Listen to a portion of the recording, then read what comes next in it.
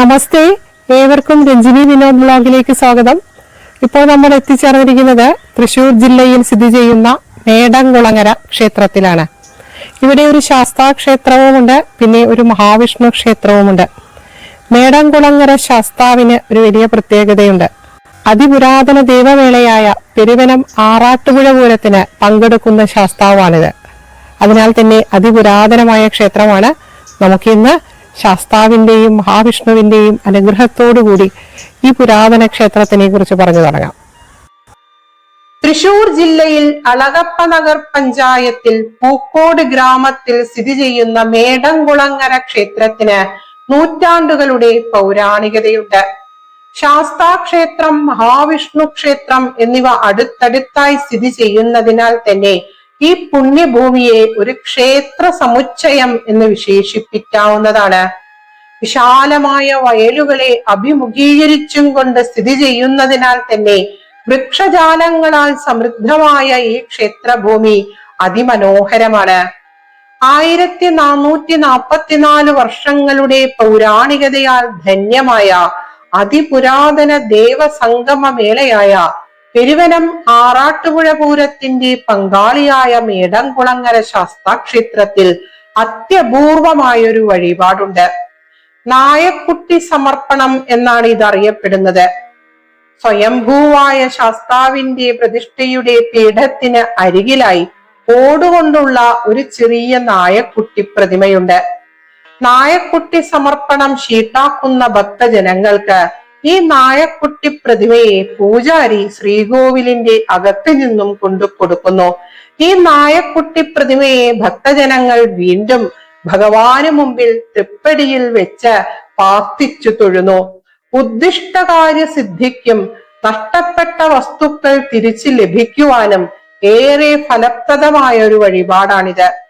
അമ്പും വില്ലും തൃക്കൈകളിൽ ഏന്തി ധർമ്മ സംരക്ഷണത്തിനായി സദാ ജാഗരൂകനായി വേടരൂപം ധരിച്ച് പരിലസിക്കുന്ന ശാസ്താവിനെ നായാട്ടിനനുഗമിക്കുന്ന ശ്വാനന്റെ സങ്കല്പമാണ് ഈ നായക്കുട്ടിക്ക് ഉള്ളത് എന്നൊക്കെ വാമൊഴികളുണ്ട്.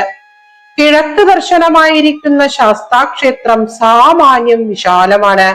ക്ഷേത്രത്തിന് മുമ്പിൽ വിശാലമായ വയലുകളാണുള്ളത്. ക്ഷേത്ര കാഴ്ചകൾ ലളിത സുന്ദരമാണ്. ചതുര ശ്രീകോവിലിൽ സ്വയംഭൂ വിഗ്രഹത്തിൽ ശൈവ വൈഷ്ണവ ശക്തികളുടെ ചൈതന്യം പ്രവഹിപ്പിച്ചുകൊണ്ട് മേടംകുളങ്ങര ശാസ്താവ് പരിരസിക്കുന്നു. മേടംകുളങ്ങര മഹാവിഷ്ണു ക്ഷേത്രത്തിൽ കിഴക്ക് ദർശനമായി മഹാവിഷ്ണുവും നരസിംഹമൂർത്തിയും പടിഞ്ഞാറ്റ് ദർശനമായി മഹാദേവനും വെവ്വേറെ ശ്രീകോവിലുകളിൽ കുടികൊള്ളുന്നു. മഹാവിഷ്ണു ക്ഷേത്രത്തിന് ബലിക്കൽപുരയും ബലിക്കലിനും നമസ്കാര മണ്ഡപവും ഒക്കെ ഉണ്ട്. വിഷ്ണു ക്ഷേത്രത്തിലും നരസിംഹമൂർത്തി ക്ഷേത്രത്തിന്റെ ശ്രീകോവിലിനരികെയായിട്ടും ഗണപതി ഭഗവാൻ ഉപദേവതയായി കുടികൊള്ളുന്നുണ്ട്. മഹാദേവന്റെ ശ്രീകോവിലിന് മുമ്പിൽ നന്ദികേശ്വര പ്രതിമയുമുണ്ട്. മേടംകുളങ്ങര, കല്ലേലി, പെരുവനം, പിടിക്കപ്പറമ്പ്, ആറാട്ടുപുഴ എന്നിവിടങ്ങളിലെ ദേവസംഗമങ്ങളിൽ മേടംകുളങ്ങര ശാസ്താവ് പങ്കെടുക്കുന്നു. പൂക്കോട് തെക്കേടത്തുമന, പെരുന്തടിമന, പാറോലിമന, കിഴക്കേടത്തുമന, നാരായണമംഗലത്തുമന എന്നിവരാണ് ക്ഷേത്ര ഊരാടന്മാർ. നാട്ടുകാരും ഭക്തജനങ്ങളും അടങ്ങുന്ന ഭരണസമിതിയായ മേടംകുളങ്ങര ദേവസ്വമാണ് ക്ഷേത്ര ഭരണം നിർവഹിക്കുന്നത്. തെക്കേടത്ത് പെരുമ്പടപ്പുമന, വടക്കേടത്ത് പെരുമ്പടപ്പുമന എന്നിവർക്കാണ് താന്ത്രിക അധികാരമുള്ളത്.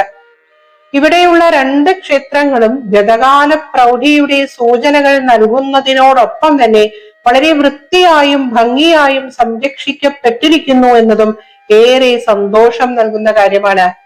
ഇവിടെ അടുത്ത് തന്നെ ഒരു ഭഗവതി ക്ഷേത്രവും സ്ഥിതി ചെയ്യുന്നുണ്ട് എന്ന് ഇവിടുന്ന് പറഞ്ഞു കേട്ടു. മീനത്തിലെ മകൈര്യത്തിന് കൊടിമരം നാട്ടുന്നതോടെ പൂരച്ചടങ്ങുകൾ ആരംഭിക്കുന്നു.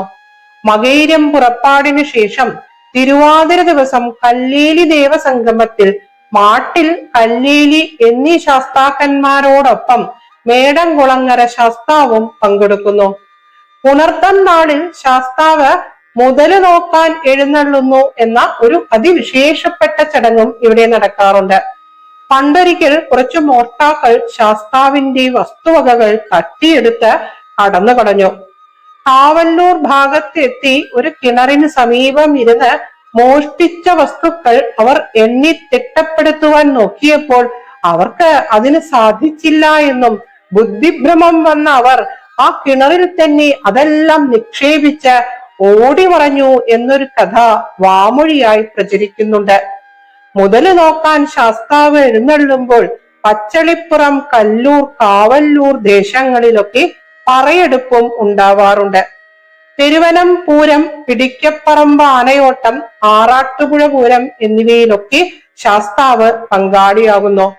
ആറാട്ടുപുഴ പൂരത്തിന്റെ പിറ്റേന്ന് ഉപചാരത്തിനു ശേഷം ശാസ്താവ് ഇങ്ങോട്ട് മടങ്ങി വരുന്നു. അത്തന്നാളിലെ കൊടിക്കൽ പൂരത്തിന് ഇവിടെ ഏറെ പ്രസക്തിയുണ്ട്. പാണ്ടിമേളം, പഞ്ചാരിമേളം, കൊടിക്കൽപ്പറ, കൊടിക്കൽ പുത്തൻ സമർപ്പണം എന്നിവയ്ക്കു ശേഷം കൊടിക്കുത്തോടെ പൂരക്കാലത്തിന് സമാപനമാകുന്നു. നമ്മളിപ്പോൾ ഉള്ളത് മേടംകുളങ്ങര ശാസ്താക്ഷേത്രത്തിന്റെ തൊട്ടടുത്ത് തന്നെ സ്ഥിതി ചെയ്യുന്ന മേടംകുളങ്ങര മഹാവിഷ്ണു ക്ഷേത്രത്തിന്റെ തിരുമുമ്പിലാണ്.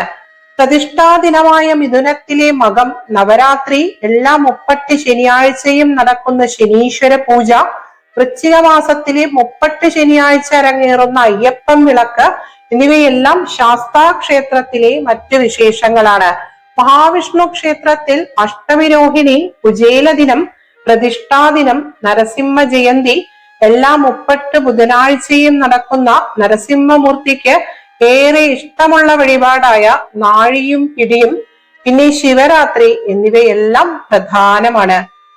അർച്ചനകൾ, എള്ളുതിരി, സൂക്ത പുഷ്പാഞ്ജലികൾ, പാൽപായസം, എള്ളുപായസം, ത്രിമധുരം, ശിവന് ധാര, ലക്ഷ്മി നാരായണ പൂജ, പാനകം എന്നിങ്ങനെ ഒത്തിരി വഴിപാടുകൾ മേടംകുളങ്ങര ശാസ്താക്ഷേത്രത്തിലും മഹാവിഷ്ണു ക്ഷേത്രത്തിലുമായിട്ടുണ്ട്. ഗ്രാമീണതയുടെ സൗന്ദര്യത്തിനോടൊപ്പം പറഞ്ഞറിയിക്കുവാൻ സാധിക്കാത്ത ഒരു ചൈതന്യവും മനോഹാരിതയും ഈ 2 ക്ഷേത്രങ്ങൾക്കുമുണ്ട്. സമാധാനവും പരമാനന്ദവും നിറച്ചു വച്ചിരിക്കുന്ന പ്രശാന്ത സുന്ദരമായ ഈ പുണ്യഭൂമി തൊട്ടറിയേണ്ടത് തന്നെയാണ്. ഹരിയും ഹരനും ഹരിഹരപുത്രനും നരസിംഹ പെരുമാടും വാണരുളുന്ന ഈ പുണ്യപുരാതന ഭൂമിയെ സാഷ്ടാംഗം നമസ്കരിച്ചുകൊണ്ട് ഉച്ചരിച്ച അക്ഷരങ്ങൾ ഇവിടെ വാഴുന്ന ഈശ്വരമൂർത്തികളുടെ തൃപ്പാദങ്ങളിൽ അർച്ചനയായി സമർപ്പിച്ചുകൊള്ളുന്നു. ലോകവീരം മഹാപൂജ്യം സർവരക്ഷാകരം വിഭും പാർവതീഹൃദയാനന്ദം ശാസ്താരം പ്രണമാമ്യഹം. ഏവർക്കും സർവമംഗളങ്ങൾ ആശംസിച്ചുകൊള്ളുന്നു. ഇനി വേറൊരു പുണ്യഭൂമിയിൽ വെച്ച് നമുക്ക് ഏവർക്കും കണ്ടുമുട്ടുവാൻ ഇവിടെ വാഴുന്ന ഈശ്വരമൂർത്തികൾ അനുഗ്രഹിക്കട്ടെ. ശ്രീധർമ്മശാസ്താവേ ശരണം. ഓം നമോ നാരായണായ. ഓം നമഃ ശിവായ. ലോകാ സമസ്ത സുഖിനോ ഭവന്തോ.